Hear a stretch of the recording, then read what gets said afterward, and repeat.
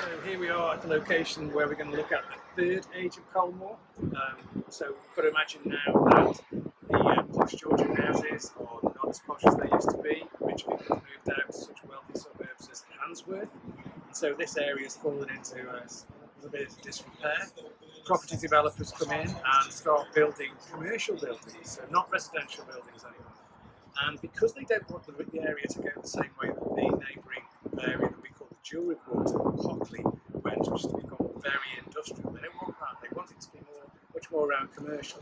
A lot of the property leases insist on no chimneys, because during the Industrial Revolution period, if you were going to do industry, that meant a big chimney and smoke coming out of it. So that was banned in most of the area we call Colmore now. So it attracted different kinds of businesses.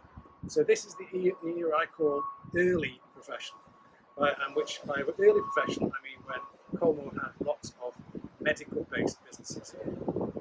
Behind me is an example of one of those buildings, the Birmingham Eye Hospital, built in the late 1880s and operating as an eye hospital all the way up to the end of the 20th century.